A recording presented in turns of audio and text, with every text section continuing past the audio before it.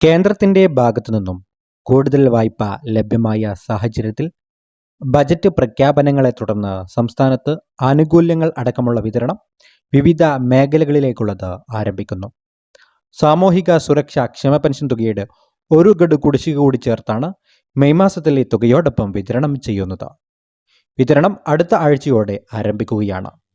വരാൻ പോകുന്ന തെരഞ്ഞെടുപ്പുകൾ കൂടി മുമ്പിൽ കണ്ടുകൊണ്ടാണ് സർക്കാരിന്റെ തിരക്കിട്ട നീക്കം.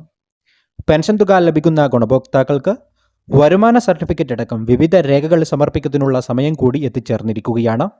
വാർഷിക മസ്റ്ററിംഗ്, വീടുകൾ കേന്ദ്രീകരിച്ചുള്ള സോഷ്യൽ ഓഡിറ്റിംഗ്, ഇതോടൊപ്പം തന്നെ പെൻഷൻ പദ്ധതിയിൽ പരാതികൾ സ്വീകരിക്കൽ, അനർഹരായ ആളുകൾക്ക് സ്വയം പെൻഷൻ പദ്ധതിയിൽ നിന്ന് പിന്മാറുന്നതിനുള്ള അവസരം എന്നിവ ഉൾപ്പെടെയുള്ള കാര്യങ്ങൾക്ക് ഈ മാസം മുതൽ തുടക്കം കുറിക്കുകയാണ്. ഇത് സംബന്ധിച്ചുള്ള തീയതികൾ വരുന്ന ആഴ്ച മുതൽ പ്രഖ്യാപിക്കുകയും ചെയ്യും. മെയ് മാസം മുതൽ ഇതിൻ്റെ നടപടിക്രമങ്ങൾ ആരംഭിക്കുകയും ചെയ്യും. 3 മാസത്തിലെ പെൻഷൻ കുടിശ്ശികയായ 4800 രൂപയിൽ ആദ്യ ഗഡുവായ 1600 രൂപയുടെ വിതരണം സംബന്ധിച്ചുള്ള അറിയിപ്പുകളും പുറത്തുവന്നു കഴിഞ്ഞു.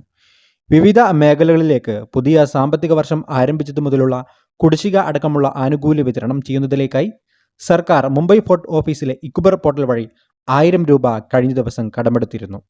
ഇതിനു പിന്നാലെ സഹകരണ ബാങ്കുകളുടെ കൺസോർഷ്യം രൂപീകരിച്ചും ഫണ്ട് സമാഹരിക്കൽ ആരംഭിച്ചിട്ടുണ്ട്. ഈ മാസം കാർഷിക ഗുണഭോക്താക്കൾക്കും 2000 രൂപ എത്തിച്ചേരും. KYC, ലാൻഡ് വെരിഫിക്കേഷൻ എന്നിവ പൂർത്തിയാക്കിയിട്ടുള്ള കർഷക ഗുണഭോക്താക്കൾക്കാണ് തുക എത്തിച്ചേരുക. 2 പദ്ധതിയിലും അംഗമായിട്ടുള്ളവർക്ക് ഈ മാസത്തെ കൂടി ഈ 2 തുകയും അക്കൗണ്ടുകളിൽ എത്തിച്ചേരുന്നതാണ്.